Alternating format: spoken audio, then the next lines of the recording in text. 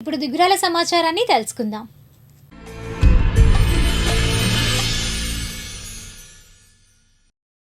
దుగ్గిరాల మండలం కంటంరాజు కొండూరు గ్రామంలో ఉన్న కారుమంచి గోవిందయ్య ఉన్నత పాఠశాలలో గురువారం డాక్టర్ తులసీదేవి పోలవరపు జ్ఞాపకార్థం ఉచిత వైద్య శిబిరం నిర్వహించారు.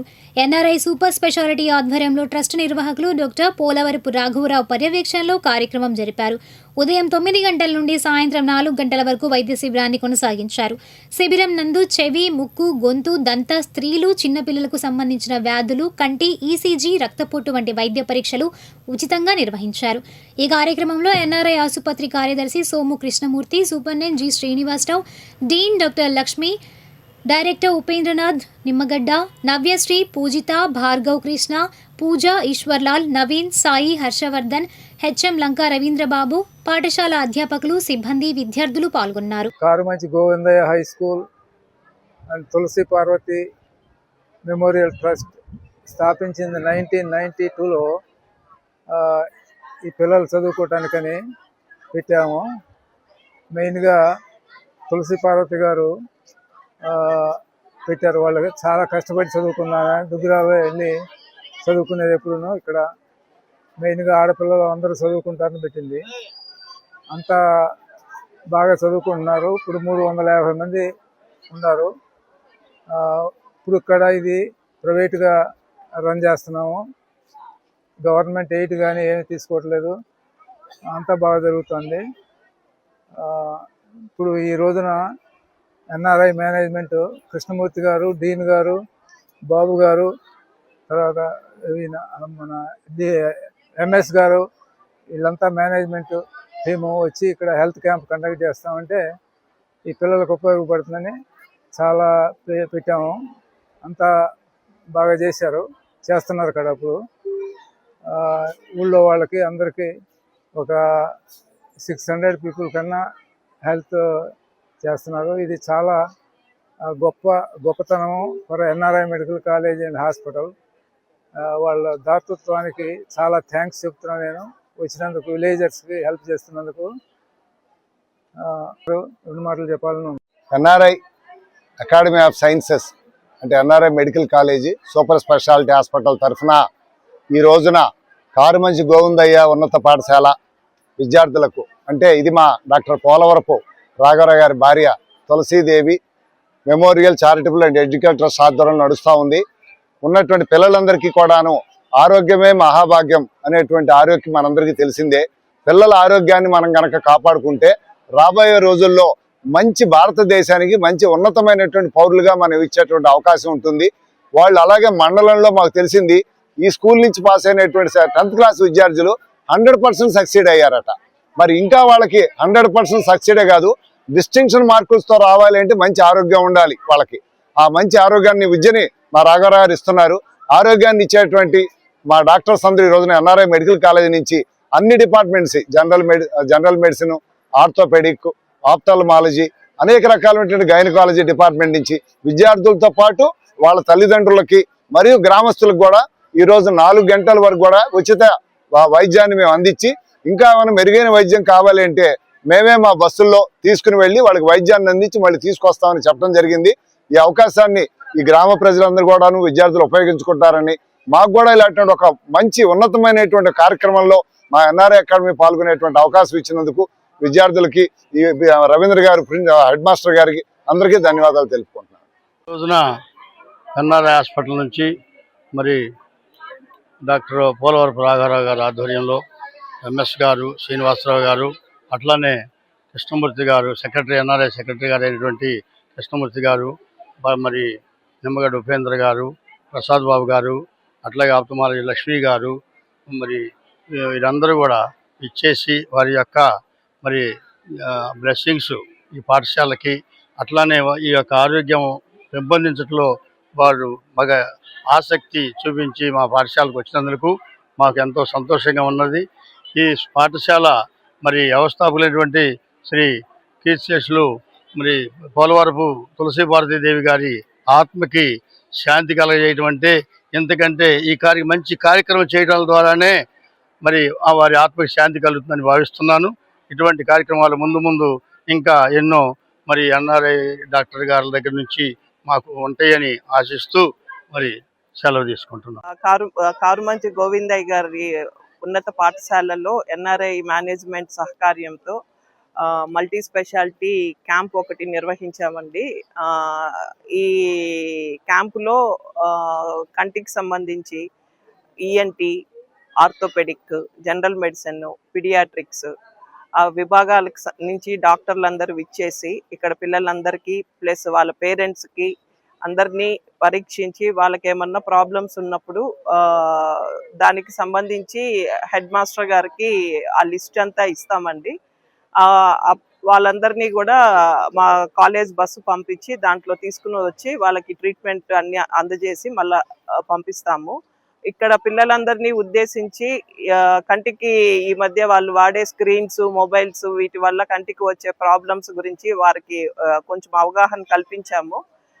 దానికి సంబంధించి ఏదైనా ప్రాబ్లమ్స్ ఉన్నా కూడా డాక్టర్ గారిని సంప్రదించి ఆ విధంగానే టీచర్స్ని కూడా కొంచెం ఐడెంటిఫై చేసి పిల్లలకి దూరం చూపు దగ్గరికి పెట్టుకుని పుస్తకాలు చదవడం కానీ, మొబైల్స్ చూడడం కానీ, పక్క పిల్లల నోట్స్లో చూసి రాసుకోవడం కానీ ఇటువంటి ఏమన్నా అబ్జర్వ్ చేసి అటువంటి ప్రాబ్లమ్స్ ఉన్న పిల్లల్ని పేరెంట్స్కి కానీ స్కూల్ వాళ్ళే ఇనిషియేషన్ తీసుకుని కంటి డాక్టర్ దగ్గరికి తీసుకొచ్చి ఆ ప్రాబ్లమ్స్ అన్ని ట్రీట్మెంట్ తీసుకోవాల్సిందిగా పిల్లలందరికీ ప్లస్ టీచర్స్కి వాళ్ళ పేరెంట్స్కి అందరికీ అవగాహన కల్పించాము.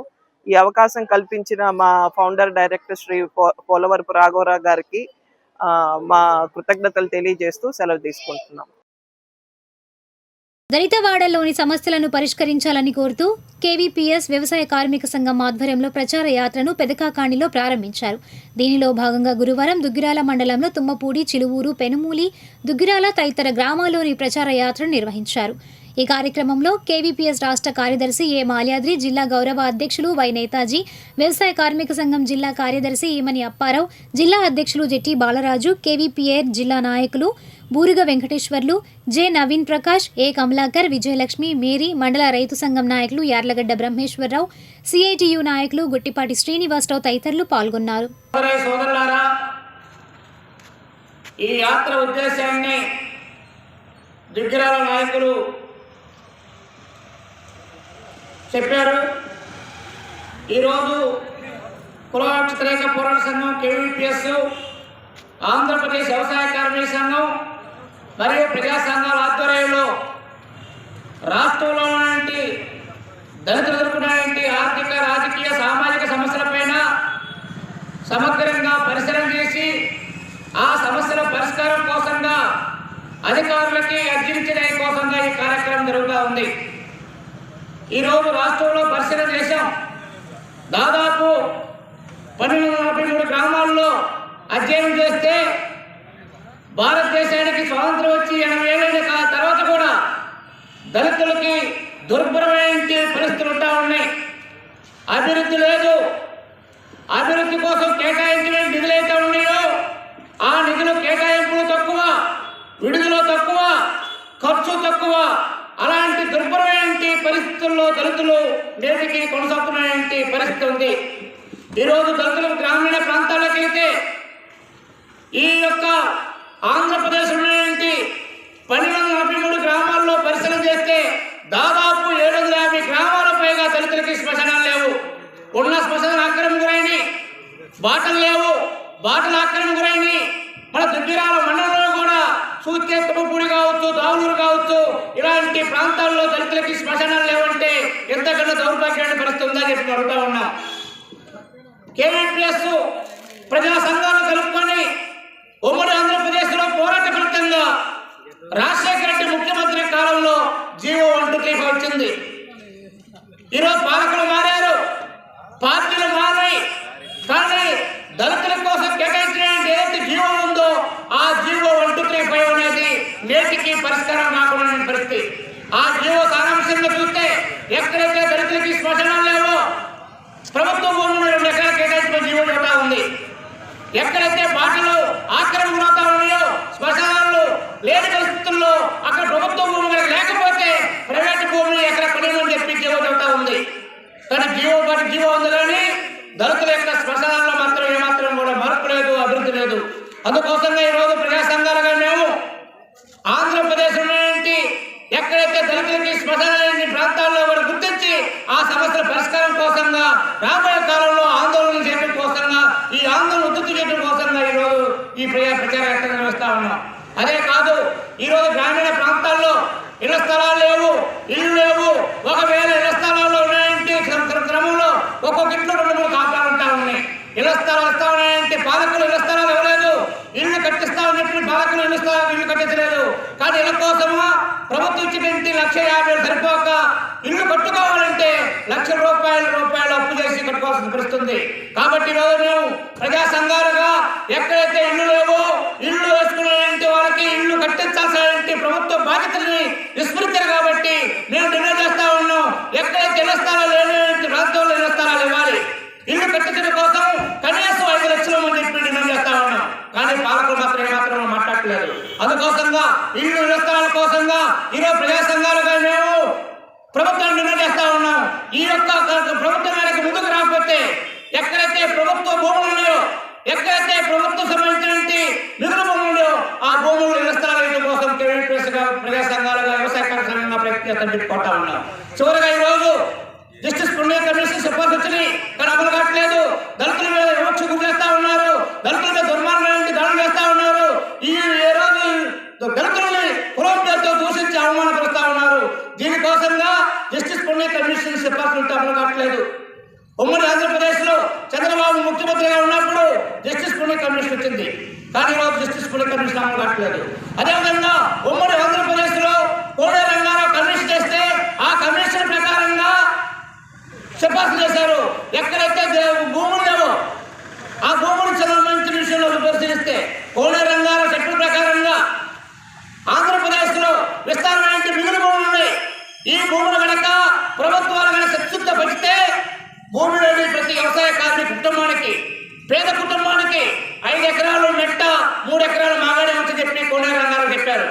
మరి కోడే రంగారావు కమిషన్ ప్రభుత్వం వేసిన కమిషనే అలాంటి కమిషన్ భూమి ఇవ్వమని చెప్పంటే ఆంధ్రప్రదేశ్ లో విస్తారమైన భూములు ఉన్నాయని ఆ భూములు మాత్రం పేదలకు పట్టేటువంటి పరిస్థితి. దుగ్గిరాల మండలంలోని ఈమని దుగ్గిరాల ప్రాథమిక ఆరోగ్య కేంద్రాల్లో గురువారం ప్రపంచ దోమల దినోత్సవ కార్యక్రమాన్ని నిర్వహించారు. దోమకాటును అరికడదాం, వ్యాధులను నివారిద్దాం అనే నినాదంతో ర్యాలీ జరిపి అవగాహన కల్పించారు. ఈ కార్యక్రమంలో వైద్యులు MD Abdul Rehman, CHO Sunitha, HP Bhagyalalitha, supervisor Kaja, Sivaramakrishna, Srinivasarao సిబ్బంది పాల్గొన్నారు. ఈ సందర్భంగా వైద్యులు అబ్దుల్ రెహమాన్ మాట్లాడారు. నా పేరు డాక్టర్ అబ్దుల్ రెహమాన్, దుగ్గిరాల ప్రాథమిక ఆరోగ్య కేంద్రం వైద్యాధికారిని. ఈరోజు ఆగస్టు 20వ తారీఖున మనం దోమల దినోత్సవంగా జరుపుకుంటున్నాము. సర్ రొనాల్డ్ రాస్ గారు ఆగస్టు 20వ తారీఖున అనాఫిలస్ అనే మస్కిటో ద్వారా మలేరియా అనే వ్యాధి వ్యాప్తి చెందుతుందని కనుగొన్న దినం కాబట్టి దాన్ని స్మరించుకొని మనం దోమల దినోత్సవం లాగా చేసుకోవడం జరుగుతుంది.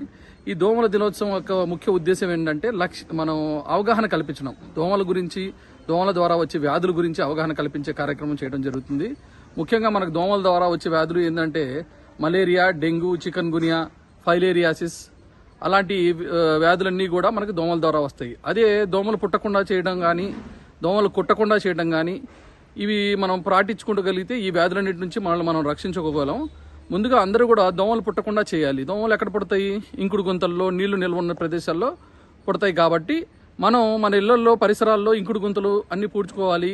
ఎక్కడైతే కూరల కింద, మొక్కల్లో, పూల కుండీల్లో నీళ్లు నిల్వ ఉండకుండా చూసుకొని చెక్ క్లీన్ క్లియర్ అనే నినాదంతో ఎక్కడైతే మనం నీళ్లు నిల్వ ఉండే ప్రదేశాలు ఉంటో అక్కడ చెక్ చేసుకోవాలి. ఒకవేళ అక్కడ నీళ్లు ఉంటే వాటిని పారబోసి క్లీన్ చేసుకోవాలి. అలాగే ఎవరైతే వాడని బకెట్లు కానీ, కూలర్లు కానీ వాటన్నింటినీ కవర్ చేసుకుని ఉండాలి. అలాగే ఈ చెక్ క్లీన్ క్లియర్ ద్వారా మనం దోమలు పుట్టకుండా చేయొచ్చు. ఇది కాకుండా దోమలు కొట్టకుండా చేయాలంటే ఏం చేయాలి? దోమ తెరలు వాడాలి. సాయంత్రం అయ్యేసరికి కిటికీలన్నీ కూడా మూసివేయాలి. అలాగే అందరూ కూడా ఫుల్ హ్యాండ్స్ బట్టలు వేసుకుని పడుకుంటా ఉంటే ఏంటంటే మనకు దోమలు కుట్టకుండా చేసుకోవచ్చు. ఇవన్నీ పాటించినాక కూడా మనకి దోమల ద్వారా వచ్చే వ్యాధులు వచ్చే అవకాశం ఉంటుంది. ఎక్కడైనా ఒక దోమ కుట్టినా కానీ వచ్చే అవకాశం ఉంటుంది. సో ఎవరికైనా జ్వరం కానీ ఈ లక్షణాలు ఉంటాయి, చికెన్, మలేరియా, డెంగ్యూ ఏ లక్షణం ఉన్నా జ్వరం ద్వారా వస్తుంది. సో ఆ జ్వరం కానీ, బాగా నీరసం కానీ, వాంతులు కానీ ఉంటే గనక దగ్గరలోని ఆరోగ్య సిబ్బందిని సందర్శించి వాళ్ళు ఇచ్చిన మందులు వాడుకుంటే చక్కగా వీటన్నిటి కూడా మనం నివారించుకోవచ్చు. అలాగే మనకు ప్రతి ఆరోగ్య కేంద్రంలో కూడా మలేరియాకి, డెంగ్యూకి సంబంధించిన కిట్లు అవైలబుల్గా ఉన్నాయి. ఆ టెస్టింగ్ కూడా మనం ఇక్కడ ప్రాథమిక ఆరోగ్య కేంద్రంలో చేసుకుని వాళ్ళకి మందులు కూడా ఉచితంగా అందజేయడం జరుగుతుంది. అందుకని ప్రజలందరూ కూడా ఈ దోమల గురించి అవగాహన పెంచుకొని ఒకవేళ ఎవరికైనా జ్వరం వస్తే కనుక వాళ్ళు దగ్గరలోని ఆరోగ్య సిబ్బందిని సందర్శించి మందులు టెస్టులు చేయించుకొని మందులు వాడుకోవాల్సిందిగా కోరుకుంటున్నాం.